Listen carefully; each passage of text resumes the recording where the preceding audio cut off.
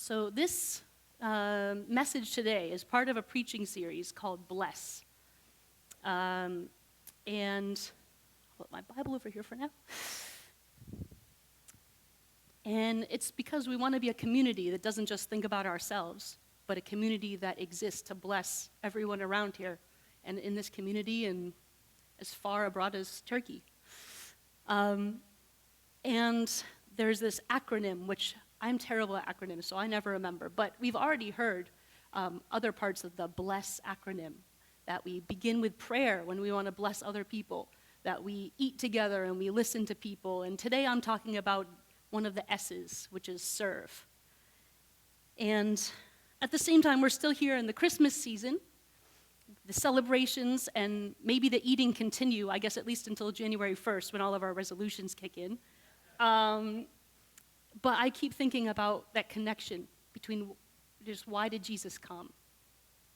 Why did he come? And so I think the story that I want to share with you today combines those two themes. And it's one of the most famous places in the Bible where Jesus makes it really clear why he came. But before I do that, I'm going to pray for a moment. Lord God, you're here. We've already experienced you being here with us. And these words of yours are living words. So I'm counting on that, Jesus. I'm counting on your words to come to life. I pray anything I say that's dumb or wrong is forgotten. God, and your living words would really spark life in us today. Amen. Okay, so thank you, Ian, for the introduction. Many of you know that, maybe a bunch of you knew me before we moved away from this area, actually over 20 years ago. And in the 14 years in Turkey, I actually rarely do this. I mostly am telling stories about Jesus in people's homes or just among friends while we're drinking tea. There's no time limit. There's interaction. So it's a little bit different than today. But basically, I thought, I'm just going to do what I know. I'm going to basically do what I would normally do, which is pretty simple. It's basically talk about something from the Bible and ask, what's it say? Like, what actually happens in this part? What's it mean? What did it mean then, and what might it mean to us? What should we do? Like, what should our response be if these are really living words from God? And then the question that we'd always end with is, who can we tell? Like, who else can we go share this with? Or who can we debate, discuss, think about this with? So I'll leave that question with you, but I'm hoping that you're going to be listening really carefully so that you can go share this week. And I'm going to spend most of the time on that first part, like what happens in the story. So don't worry if it feels like I'm going on a long time about the passage. That's basically the message. And then there'll be a little bit of comment after that. So part of the reason we did that in Turkey, by the way, was because you're in a tiny minority if you're a follower of Jesus in Turkey, less than 1%. And so I wanted everything that I did, and in general, this is what believers do in Turkey. You want everything that you do to be really simple and reproducible, something that we could do together, somebody who knows a lot about God and somebody who knows very little. So you can do this week, and I hope you do. So today I want to share a story with you from the life of Jesus. It's a true story that's recorded in Luke 4, and we'll look at the words in a moment as they're written. But first I'm going to try to retell it in my own words, using a little bit of the background study I did this week. So let's see if I can kind of bring them to life. Okay. So first of all, just before our story begins, Jesus has been out in the wilderness.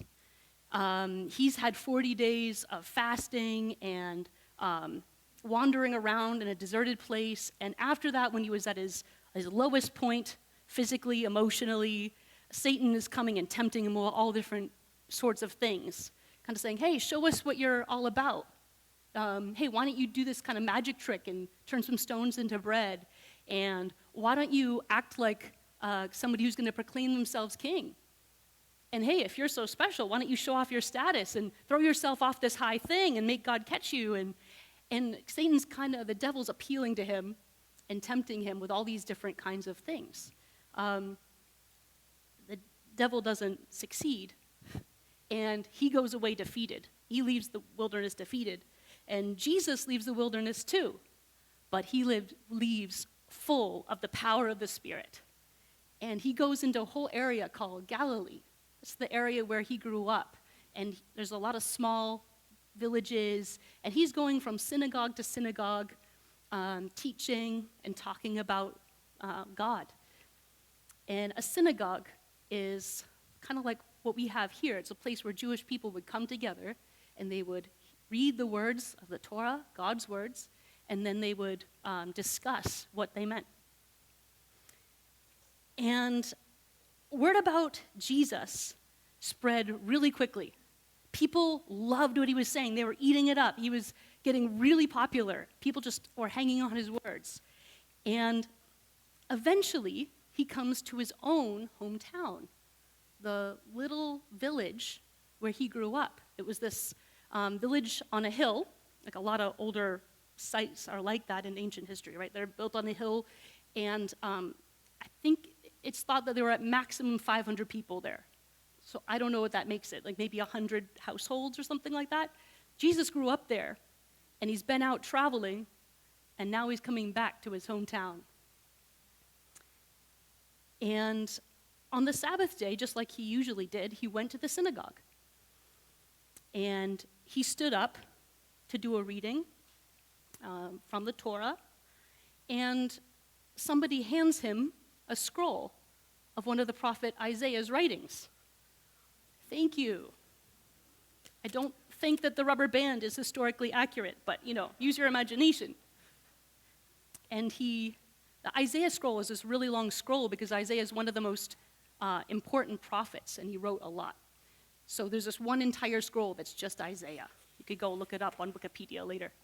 Right? He unrolls the Isaiah scroll, and he's looking for the part that he wants to read. And he says, "The Spirit of the Lord is on me because he's anointed me to proclaim good news to the poor. He sent me to proclaim freedom for the prisoners and recovery of sight for the blind, to set the oppressed free, to proclaim the year of the Lord's favor." And he rolls it up. He doesn't put the rubber band back on. And he hands it to the assistant. And then he sits down. And actually, I learned this week that a lot of times teachers would stand up to read and then sit down to teach, or sometimes the reverse. But all the eyes are on him. All these people he grew up with. What's he going to say? And he starts to teach, and the first thing that he says is, today, these prophetic words, written hundreds of years ago, they're fulfilled right now. And he keeps talking, and people are just amazed. And they're saying, wow, he speaks so well. And they're going, isn't this Joseph's son? And Jesus doesn't leave the moment there. He continues. And he says, you're probably thinking, you're probably thinking of that phrase, "Doctor, heal yourself." You want me to do here the kind of things that I've been doing in other places, like Capernaum. But the funny thing is that prophets are never honored in their hometown. And I mean, what does Jesus say next? Okay, yes, then he says, like in the Old Testament, the prophet Elijah, in his time, there was this famine, 3.5 years, and there's no food to eat and anywhere in Israel. But Elijah went to a widow in Sidon. And, after him, Elisha came. And there were many people with skin diseases in Israel. But Elisha didn't go to any of them. He went to Naaman, the Syrian, and he was healed and cleaned. And the mood immediately changed in the room. The people that were loving him just became furious, and they became a mob, and they They took him up to his feet and they like propelled him outside, and they're going to the edge of that cliff, and they want to push him off. Somehow, we don't know how, Jesus just walks through the crowd, and he leaves his hometown behind him and goes on his way. And that's the story for today from God's word.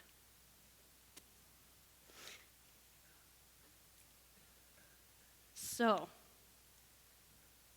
we want to spend most of our time internalizing this story today because these are living words. A story, it kind of works on you. It goes away, and you're going to keep thinking about it, and maybe comfort you, and maybe bother you. And that's what this story's been doing to me since I've been thinking about sharing it here today. And usually I would then, in a smaller group, then we'd retell the story together. Let's see if we can remember how it goes, and add pieces onto it. But what I'm going to do instead this time is I'm just going to read the passage again so we hear it a second time. Okay, and as I do it, just think about, just notice, is there a phrase that stands out to you or like a thing about the story that sticks with you? And afterwards, I'll just ask you to turn to somebody near you and just ask them, hey, what part stood out to you? Just a sentence or a phrase. Okay, so this is Luke 4. Now if you have a Bible, you could open it, or if you have an app, you could tap it open. I really like the YouVersion app. If you don't have a Bible, you could download it. YouVersion, and this is the NIV. Luke 4, starting in verse 14. Jesus returned to Galilee in the power of the Spirit, and news about him spread through the whole countryside. He was teaching in their synagogues, and everyone praised him. He went to Nazareth, where he'd been brought up, and on the Sabbath day he went into the synagogue, as was his custom. He stood up to read, and the scroll of Isaiah was handed to him. Unrolling it, he found the place where it's written, "The Spirit of the Lord is on me, because he's anointed me to proclaim good news to the poor. He sent me to proclaim freedom for the prisoners and recovery of sight for the blind, to set the oppressed free, to proclaim the year of the Lord's favor." Then he rolled up the scroll, gave it back to the attendant, and sat down. And what happened? Oh, the eyes of everyone in the synagogue were fastened on him. He began by saying to them, "Today the scripture's fulfilled in your hearing." All people spoke well of him, and they were amazed at the gracious words that came from his lips. "Isn't this Joseph's son?" they asked.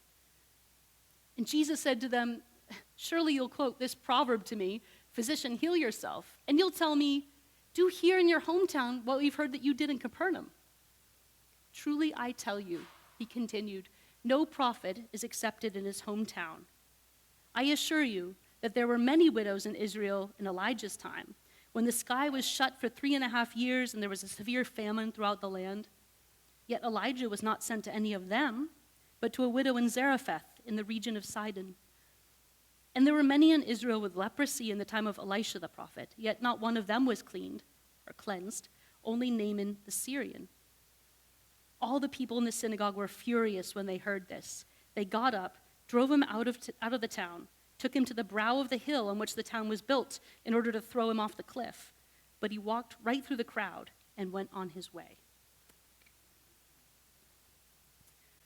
Okay, so that's the bulk of our time. What does this passage say? But then we got to think about, well, what's it mean? What did it mean to the people then? And what might it mean to us in this room today? I mean, there's definitely two sections, right? There's two very different things happening. Because there's the first part where everybody's happy and they're just loving him and hanging on his words. And there's the second part where they try to kill him. Those two very different sections. And so we've got to put ourselves in the scene a little bit to know, why are they so happy? And then why are they so mad? So to put ourselves in the scene a little bit, thinking about a small town Nazareth and why it would be good news that Jesus is saying he's declaring good news for the poor. Just on a basic level, if you lived in the ancient world, you were probably a little bit hungry all the time, right? People didn't live that long. Life was tough, unless you're one of the few rich people. Life is hard. You're just kind of barely making it all the time. And actually, a lot of people got so behind in debt and so behind in life that they had to actually sell themselves into slavery. This was very common. And this is probably what Jesus is, or Isaiah also, is saying when he's talking about release for the prisoners. It's probably not so much like letting all the criminals loose. It's probably more like setting people free who could never get out of their debts. Nice to see you, Bram. And it was even tougher for oppressed people groups. And Jesus was part of one. So he was born into a really poor family and in a small town of Bethlehem. In his first years, when he was a baby and probably a toddler, he actually his family took him and they had to flee for his life. And they were refugees living in Egypt. So poor, refugee, minority. When they eventually came back, they're living in a little town of Bethlehem. They're living in a little town, but it's part of Palestine, right? And Jesus' family was part of an oppressed ethnic group living under occupation. There are Roman soldiers walking around, and they could kind of lord it over you and do what they wanted. And perhaps that was the worst part. That kind of cultural humiliation, like this sense that people are looking at you like you're second class. And Jesus' community all had to pay these really high taxes to the Roman emperor. And it was incredibly offensive because he declared himself God.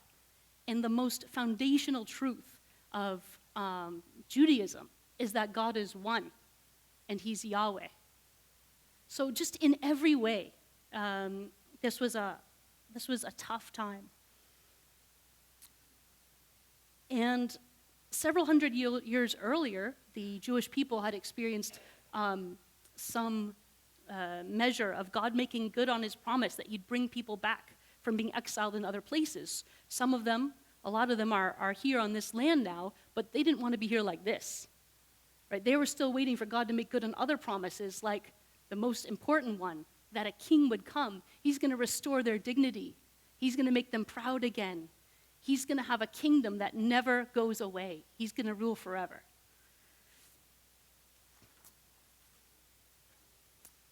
And it's this passage that Jesus read from Isaiah, actually, that's talking about this kind of king, the Messiah that's going to come. And when he reads the passage and then says, this is happening right here, right now, people obviously start to get excited, right? Hope. And they've been hearing this in other places too, so hope starts to come. And they're like, what's this going to mean? What do you mean by this? And yeah, there's a dynamic in the room. There's hope coming. Jesus is always good news for people who have their back up against the wall. That's a phrase from Howard Thurman. He's good news for the poor, and he's talking about freedom and sight for blind people and setting oppressed people free. So this is great. And if Jesus was a politician, or if he went on one of these like PR tours to sell a book on late night TV or something, like he would have definitely left it there, because they are just eating out of his hand, and it's going great. But Jesus doesn't do that. He's going to tell the whole truth, and he's going to push people's buttons, push them towards thinking like God thinks. And Jesus knew his audience obviously really well in Nazareth. Like, he knew how this was going to go. He didn't just tell them what they wanted to hear. And think about how hard that is, actually, to tell the people that you know the best something hard. It's way easier to shout it out there, right, on social media or something. But he makes a point to say, this Isaiah passage is not just for insiders. Like, you've been reading it and thinking about it a certain way, but it's more than you know. It's more than you realize. And he mentions 2 examples and says, actually, this is something God's been doing all the time. God's always been blessing people outside of Israel, not just us. So he talks about that widow from Sidon. Sidon is famous because they have all these Baals and Ashtoreths there, and they're known as people that don't worship the true God, people that just worship all these pagan gods. So Sidon, ew, ugh, right? And then he talks about Elisha, a great prophet from their history, going and healing Naaman, who's actually an army commander from a foreign army. So they see what he's saying. He's challenging the way they've always read this and they've always thought about it, and they get so angry. Jesus says, God's Spirit is on me, and I'm here for the people who need me the most, not just my own people. He says, I'm here for the least. I'm here for the oppressed. And it's not just you. It's also the people you don't like, the people that you caricature, the people that you gossip about, the people who are outsiders. So what does this mean for us? And this is the last section. Actually, no, it's the second to last section. But anyway, that's what it meant in the room when he was saying it to them. What might it mean for us? I'm just going to tell you a short story that's been bugging me from several years ago. And I contacted my friend to ask her if I could share this story, and she said yes, and I'm not going to use her name for obvious reasons maybe. And this is a family that's really good friends with us. We've raised our kids together for many years. And she and her husband are involved in translating the Bible into a minority language. It's a very sensitive thing to do politically, but this language doesn't have a Bible. And they've been doing this, and actually it's near the end of that project. And they were here one summer in Texas, and they were meeting with a family that supports them and has donated in a big way to this work. And it's just super encouraging to them. And the couple is just praising them and saying, wow, this is such important work you're doing. We're so glad to support you. And you're really blessing this people group who, and we're behind you financially, and we're behind you in everything that you're doing. And then in the course of spending time together and eating a meal, at some point the conversation kind of turns. And then the man begins to start to talk about all these people who are coming over the border. And his voice changes, and he gets kind of like a sneer in his face. And he's talking about these people who are coming and they're ruining everything. And his whole tone just changes. They don't deserve to be here. And I don't know exactly what other things he said, but just a total shift. A bit like the atmosphere in Jesus' room. And our friends were stunned.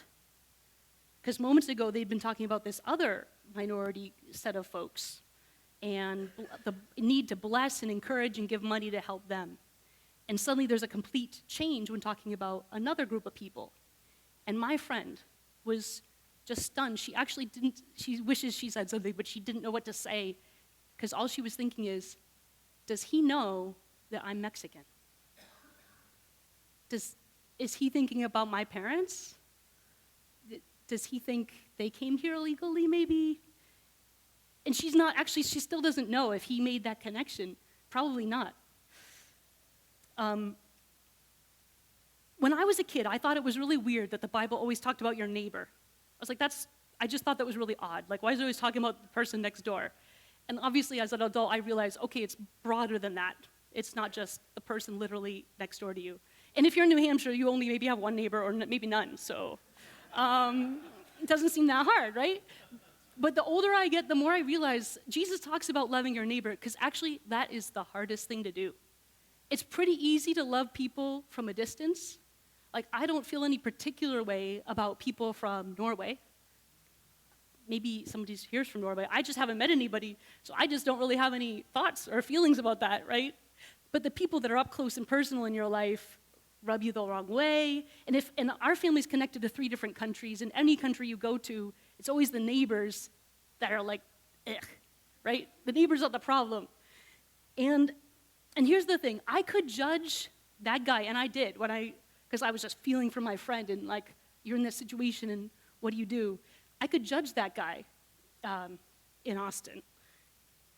But if I'm honest with myself, I could do the same exact thing, because I know that there are certain groups of people that I love to serve, and like my heart is just there, and I'm ready, and I'm going to put my body on the line, and we're going to do our family finances to serve people in a certain way. And then if I think about other groups of people, my voice can change, and I can start to get angry. And I think we have this dichotomy in all of us. We all have this tension. So what should we do?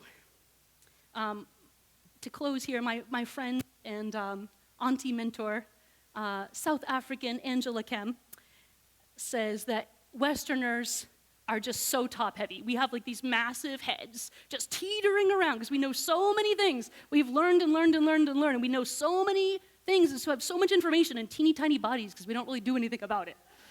We don't want to be like that, right? We want our bodies to match our brains, and we're responsible for the things that we learn and that we read. These are God's real living words, right? So what are we going to do? Jesus knew his audience in Nazareth, and Jesus knows us too. He knows that there are parts of us which are kind and think about others, but for every one of us, there are also groups of people, particular people, that push our buttons and bring a whole different side of us. And it might be people from a certain ethnic group or people who live a certain way, and maybe you just cannot stand people who are so intolerant and bigoted, and you just have no tolerance for them, which is kind of its own comedy, right? But Jesus knows what we're like, and he's not going to just tell us what we want to hear. He's going to push us to be more like God. So let me ask you something. Do you like this Jesus?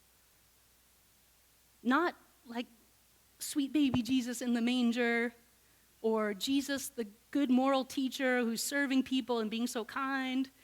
Do you like the Jesus who pushes your buttons? Do you want to follow him and be like him? Because he didn't serve people like a hand reaching down from heaven. He came down. He became one of the people that everyone was looking down on. He became one of the people that just wasn't much expected from him. And he walked together with people in their real gritty lives. Is that the kind of life you want to aspire to? Is that how you want to live? It's a real challenge. And it would be so easy to finish this message by saying, okay, let's go out and do better. Let's love people more. Let's be more genuine. We're going to try harder, and we're going to go do better, and we're going to serve people. But that's not really a Christian message. There are actually a lot of people, I've noticed there's so many people in this area who serve out of just the generosity of their heart. There's a lot of volunteer organizations. There's a lot of that, actually. That alone is not really Christian. The good news that's Christian is that long before we did anything to serve God, long before we had any generosity of heart and anything that made us look great, God came to serve us. He entered our broken world, and he didn't just offer a hand reaching down. He came and lived here in our mess with us. He lives with you in your real life, in your real mess. He's not looking down on you and going, let's just fix this. He's with you, next to you, in whatever you're going through. And he knows what it's like to be in your position. Jesus came and brought good news for the poor. He brought freedom for everyone whose life seems hopelessly tied up and inescapable. And he came to open blind eyes so we can see everything the way it really is, including our neighbors. He sets the oppressed free, and he restores their dignity. He restores your dignity. And he did this at the most fundamental level by giving so much of himself that he even gave his life. That's how much he loves you.